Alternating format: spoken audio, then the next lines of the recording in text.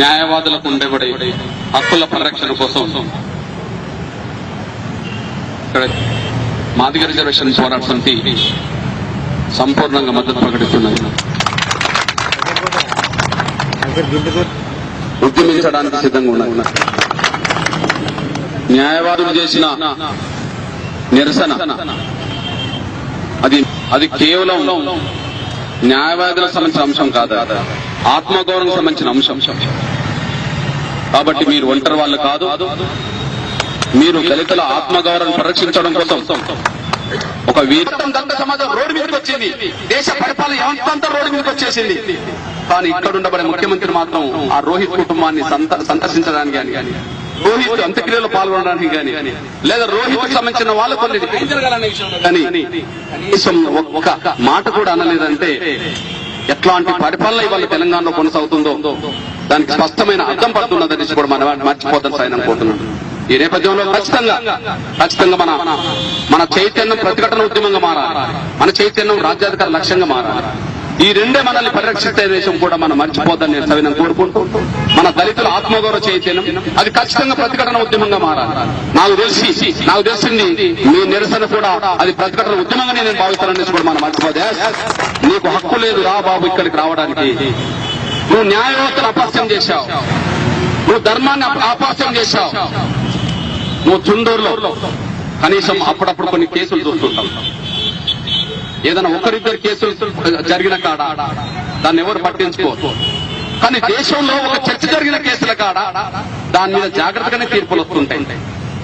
దేశం మొత్తం చర్చ జరిగిన కాడ జాగ్రత్తగా తీర్పులు వస్తుంటాయి. ఉదాహరణకు మొన్న అక్కడ ఢిల్లీలో ఒక అమ్మాయి అత్యాచారం గురించి చంపబడ్డది. ఎవరు? నిర్భయ. అనుకుందాం, అరే నిర్భయ లాంటి కేసులు చాలా జరుగుతున్నాయి, రోజు జరుగుతున్నాయి. దళితుల మీద, వాళ్ళ మీద, వీళ్ళ మీద. అవి రోజు జరుగుతూనే ఉన్నాయి, కేసులు నమోదవుతున్నాయి, కేసులు కొట్టుకుపోతూనే ఉన్నాయి, జరుగుతూనే ఉన్నాయి. కానీ నిర్భయ కేసు దేశాన్ని మొత్తం కుదిపింది కనుక అక్కడ సాక్ష్యాలు ఉన్నా లేకపోయినా జడ్జీలు శిక్షలు వేశారు. అంతే. సాక్ష్యాలే ప్రామాణికం కాదు, జడ్జి ఆలోచన కూడా ప్రామాణికం అవుతుంది. అంతేనా కదా? జడ్జి శిక్షలు వేశారు. ఎందుకు వేశాడు? ఇంత చర్చ జరిగి భారతదేశం, ప్రపంచం నిర్భయ కేసు వైపు చూస్తే నేను కనుక కేసు కొట్టేస్తే అందులో లూజ్ హోల్స్ ఉంటాయి కావచ్చు, అందులో సాక్ష్యాలు స్పష్టంగా ఒకటి రెండు ఉండకపోవచ్చు. కానీ అవన్నీ మనసులో పెట్టుకోడు. దేశం, ప్రపంచం చూసింది. ఇక్కడ కనుక నేను శిక్ష వేయకపోతే నేను సమాజం దృష్టిలో నేను శిక్షకు గురవుతానని చెప్పి దానికి అనుగుణంగానే శిక్షలు పడడానికి అవకాశం ఉన్నది. అట్లాంటి కేసులో చుండూరు కేసు చిన్నది కాదు.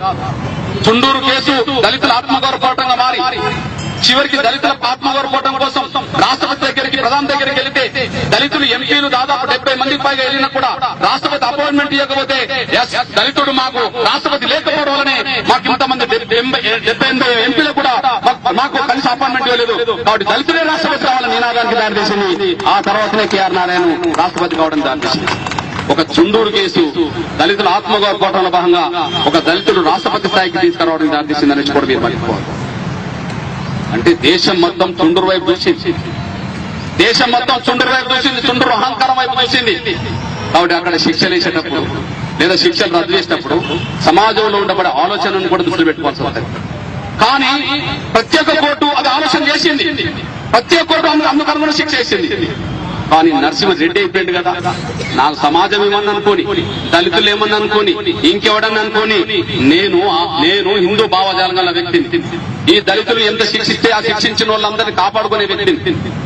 దళితుల్ని ఎవరన్నా అగ్రవర్ణాలు శిక్షిస్తే ఆ శిక్షించిన వాళ్ళను కాపాడమని మన రాజ్యాంగంలో ఉన్నది, ఆ మనధర్మాలు ఉన్నది. ఆ మనధర్మ వారసుని కాబట్టి సమాజం ఏమనుకున్నా, దళితులు ఏమనుకున్నా వాళ్ళని కాపాడుకుంటామని చెప్పి దుర్మార్గంగా వాళ్ళందరినీ విడుదల చేయించాడు. ఆధారాలు లేవు, సాక్ష్యాలు లేవు. అయితే అక్కడ నేను ఏమంటున్నంటే కనీసం ఆధారాలు లేవని పేరుతో 20 మంది ఉంటే ఒక 2-3 తప్పించి 17 మందికో, ఒక 4 తప్పించి 16 మందికో, ఓ 10 మందిని తప్పించి వీళ్ళు సాక్ష్యాలు లేవని ఇంకో 10 మందికో శిక్ష ఖరారు చేస్తే బాగుండడానికి కొంత సూచడానికి అర్థమవుతుంది. కానీ A1 నుంచి A20 వరకు, A1 నుంచి ఉన్నోళ్ళందరి వరకు అసలు వీళ్ళకి సంబంధమే లేదంటే ఎంత దుర్మార్గం చూపించిండో అది అర్థమవుతుందని నుంచి కూడా మీరు మర్చిపోతారు. A1 నుంచి A100 వరకు వాళ్ళు 100 మంది నిందితుంటే ఒక్కరు కూడా దానికి చేయలేదని, హత్యలకు సంబంధం లేదంటే ఇక వాళ్ళని చంపింది ఎవరు? ఎవరు?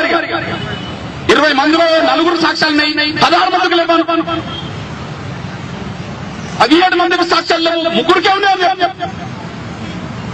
కానీ ఏ ఒక్కరికి శిక్ష లేకుండా అందరిని తప్పించడం అంటే నా ఇష్టానుసారం తప్పిస్తా, ఇది మా రాజ్యాంగం, అంబేద్కర్ రాజ్యాంగం కాదు, మన రాజ్యాంగం అమలు చేస్తున్నప్పుడు రక్షించేటోడు వాడు ఉండడు, ఉన్న వాళ్ళ గురించి ఆలోచించాల్సిన అవసరం లేదని చెప్పి ఆనాడు శిక్షలను తప్పించిందని కూడా మీరు మర్చిపోదు. నిజమే, అట్లాంటి నరసింహారెడ్డి దళిత సమాజానికి సంబంధించిన ఆత్మగౌరవానికి సంబంధించిన విషయంలో ఒకవైపు నరసింహారెడ్డి తీరు మీద దేశంలో దళితులు, రాష్ట్రంలో దళితులు నిరసన వ్యక్తం చేస్తున్న సమయంలో, ప్రభుత్వమే దిగొచ్చి సుప్రీంకోర్టులో అప్పీల్ చేసిన సమయంలో ఇవాళ అంబేద్కర్ పేరుతో అరే నరసింహారెడ్డిని పిలవాలనుకుంటే ఓ బార్ అసోసియేషన్ అగ్రకులాలారా, అగ్రకులాల పాలేరులారా, నరసింహారెడ్డిని పిలవదలుచుకుంటే ఓ బార్ అసోసియేషన్ సంబంధించిన అగ్రకులాలారా, అగ్రకులాల కొత్త పలికే ఒక పాలేరులారా పిలవదలుచుకుంటే ఇంకో పేరుతో పిలుచుకోండి, మాకు అభ్యంతరం లేదు. ఈ దేశంలోనే కోట్లాది మంది దళిత ప్రజల ఆత్మగౌరవం పరిరక్షించినోడు, ఈ దేశంలోనే దళితుల ఆత్మగౌరవం అంటేనే అంబేద్కర్ రూపంగా కనిపించినోడు, ఆ అంబేద్కర్ పేరుతో అంబేద్కర్ వ్యతిరేకిని పిలవడం అంటే ఇంతకంటే దుర్మార్గం మరొకటి కాదనేసి కూడా మనం స్పష్టం చేస్తున్నాం. ఇంకా వేరే పేరుతో పిలుచుకుంటే అర్థం ఉండదేమో. మీరు ఓ ఆర్ఎస్ఎస్ పేరు పెట్టుకొని పిలుచుకోండి, ఎందుకంటే మీ భావజాలమే కనుక. ఓ బీజేపీ పేరుతో పెట్టుకొని పిలుచుకోండి, మీ భావజాలమే కనుక. లేదా హిందుత్వవాదం పేరుతో ఏదైనా పిలుచుకోండి, మీ భావజాలం కనుక. కానీ రాజ్యాంగ స్ఫూర్తిలో పనిచేయాల్సిన న్యాయ వ్యవస్థలో ఇక్కడికి పిలిచి అది కూడా అంబేద్కర్ పేరుతో పిలవడం అంటే మేము దళిత సమాజాన్ని అవమానిస్తాం, అంబేద్కర్ నే చెప్పిస్తాం, దళిత సమాజాన్ని అవమానిస్తాం, మమ్మల్ని ప్రశ్నించడానికి ఎవరు ఉండద్దని చెప్పి అహంకారపూర్తంగా వచ్చాడు. నేను అంటున్నాను, ఇక్కడ మీరు నిరసన వ్యక్తం చేశారు, ఇంకెక్కడ నన్ను అంబేద్కర్ పేరుతో నరసింహారెడ్డి వస్తే లాయర్లే కాదు దళిత సమాజం ఎదురు తిరుగుతుందని ఖచ్చితంగా ఎదురు తిరుగుతారు. లాయర్లే కాదు, మీ పరిధిలోకి వచ్చింది కాబట్టి దళిత ఆత్మగౌరవం పరిరక్షించుకోవడంలో మిమ్మల్ని చూసి నేను గర్వపడుతున్నాను. మీ పరిధిలోకి వచ్చింది కాబట్టి దళిత సమాజ ఆత్మగౌరవాన్ని ఎక్కడ చుండూరు, ఎక్కడ కరీంనగర్, అవును ఎక్కడ చుండూరు, ఎక్కడ వరంగల్, రెడ్డికి లింక్ ఉంటే నా దళితులకు లింక్ ఉంటుందని చెప్పి రెడ్డికి లింక్ ఉంటే చంపినోడి పక్షాన జడ్జి ఉంటే చంపబట్టాల పక్షాన మేము కూడా ఉన్నామని చెప్పి ఆత్మగౌరవం చాటారు. మీరు ధైర్యంగా ముందుకెళ్ళండి, మీ అన్నగా ఖచ్చితంగా మీకు అండగా నేను నిలబడతా. అది ఏ రూపమన్న దాల్సని, ఏ స్థాయి కన్నా వెళ్ళని నేను మాత్రం మీకు అండగా నిలబడతా. దీన్ని కరీంనగర్ లో మొత్తం ఉద్యమాన్ని విస్తరించే దిశగా లాయర్లను మొత్తం అప్రమత్తం చేయండి. అవును, దళితుల ఆత్మగౌరవ సమస్య ఎక్కడ ఉత్పన్నమైనా అది అంతటా విస్తరించాలి. హెచ్ఈసీలో హైదరాబాద్ యూనివర్సిటీలో వాళ్ళ రోహిత్ ఆత్మహత్య సంఘటన దేశాన్ని కుదపలేదా? రోహిత్ ఆత్మహత్య చేసుకున్నటువంటి దళితుల్లో ఒక సెంట్రల్ యూనివర్సిటీ పిల్లలు మాత్రమే అక్కడ ధర్నా చేసిందా, దీక్ష చేసిందా? మొత్తం తెలంగాణ, ఆంధ్ర దేశం మొత్తం మీద దళిత సమాజం రోడ్డు మీద రాలేదా? అట్లనే ఉద్యమం ఆత్మగౌరవ కోణంలో జరుగుతున్నప్పుడు ఆత్మగౌరవం పరీక్షించుకోవాల్సిన బాధ్యత మీరొక్కరే కాదు, అది దళిత సమాజం మీద కూడా బాధ్యత ఉన్నది. కాబట్టి ఖచ్చితంగా ఇది తెలంగాణ, ఆంధ్రప్రదేశ్ లో ఎంఆర్టీఎస్ ఉన్న శక్తి మేరకు లాయర్లను కల్పించే ప్రయత్నం చేద్దాం. అదే సమయంలో మీరు కూడా నెట్వర్క్ చేసి మొత్తం కరీంనగర్ జిల్లాలో ఉన్న మన మొత్తం లాయర్ల విభాగాలన్నింటినీ మొత్తం దళితుల ఆత్మగౌరవం కోణంలో ఆలోచించవాలండి. గొడవలు పాడలేదు చేసే వాళ్ళని ఎవరు బయటకు తీసుకురాలేడు ఇప్పుడిప్పుడే. ఎందుకంటే తెలిసి పాలితనం చేస్తే ఎవరు బయటకు తీసుకొస్తాడు? వాటి చైతన్యం ఉన్న వాళ్ళు కూడా ఉన్నారు కనుక ఆ ఉన్న వాళ్ళు కోర్టులో 2 10 మంది ఉన్నారా? ఇంకొక రోజు కూడా మీరు ఇక్కడ ఈ ప్రయత్నం చేయాల్సిన అవసరం ఉన్నది. అవుతుంటే వారం 10 రోజుల్లో నేను కూడా మీకు మద్దతుగా ఒక రోజు కోసం నేను ఇక్కడ వచ్చి చేస్తున్న విషయం కూడా మీరు మర్చిపోవద్దు. మీరు తేదీ నిర్ణయించండి, ఆ రోజు జిల్లా మొత్తం కానివ్వండి, మీరు తేదీ నిర్ణయించండి, మీరు జిల్లా మొత్తం కానివ్వండి. నేను 10వ తారీఖు నుంచి అటువైపు 2 నెలలు ఆంధ్రప్రదేశ్ లో పర్యటన చేయబోతున్నా. ఈ లోపు నేను పోయినప్పుడు ఒక తేదీ మీకు ముందే మీరు డిసైడ్ చేస్తే ఇక్కడున్నా నేను రావడానికి అవకాశం ఉన్నది. మీకు మద్దతుగా నేను ఇక్కడ కూర్చుంటా, మీకు మద్దతుగా తెలంగాణ, ఆంధ్రప్రదేశ్ లో కూడా మన లాయర్ల విభాగం అప్రమత్తం చేస్తా. మీరు ఒంటరి వాళ్ళు కాదు, న్యాయం జరిగేంత వరకు, మన ఆత్మగౌరవం పరీక్షించేంత వరకు ఈ పోరాటంలో ఖచ్చితంగా కలిసి వద్దాం, కలిసి చేద్దామనేసి కూడా మర్చిపోదని కూడా గుర్తు చేస్తూ ముగిస్తున్నాను. ధన్యవాదాలు. కరీంనగర్ పట్టణంలో దళిత న్యాయవాదులు తమ ఆత్మగౌరవ పరిరక్షణ కోసం చేస్తున్న ఈ నిరవధిక దీక్షలకు మాదిగ రిజర్వేషన్ పోరాట సమితి సంపూర్ణంగా మద్దతు ప్రకటిస్తున్నది. ఈ దీక్షలు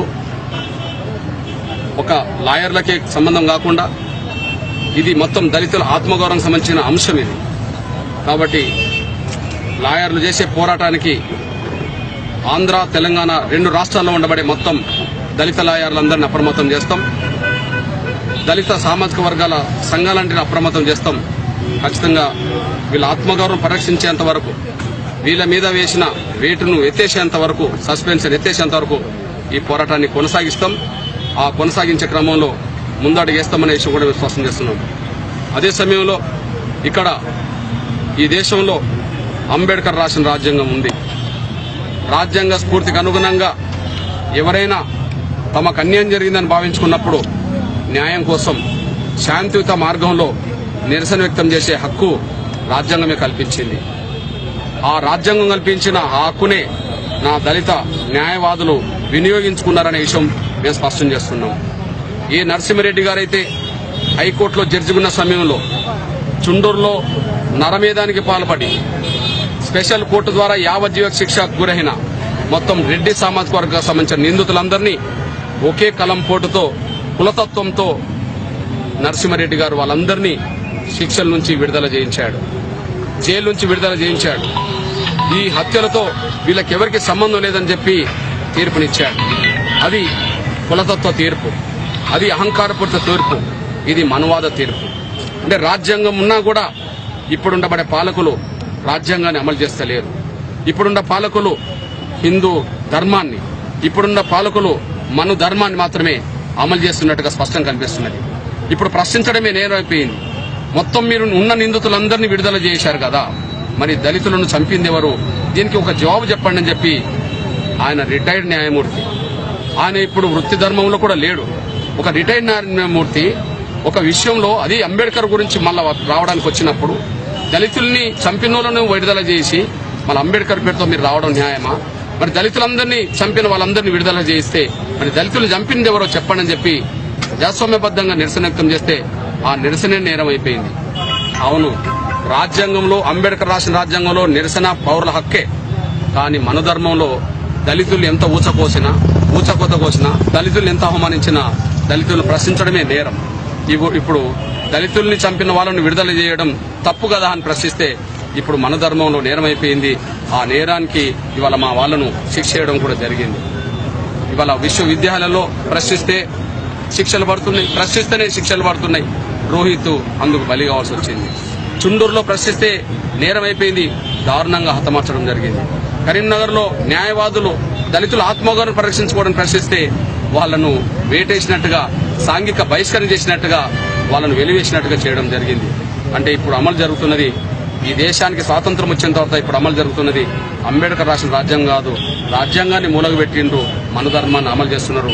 ఈ మనుధర్మం అమలు చేయడం అంటే మా దళిత వర్గాల ఆత్మగౌరవాన్ని దెబ్బతీయడమే. మా ఆత్మగౌరవం పరిరక్షించుకోవడానికి ఎక్కడికైనా వెళ్తామని, ఎలాంటి ఉద్యమ రూపమైన తీసుకుంటామని మేము స్పష్టం చేస్తూ, మేము నరసింహారెడ్డి గారి విషయంలో మేము చెప్తున్నాం. నరసింహారెడ్డి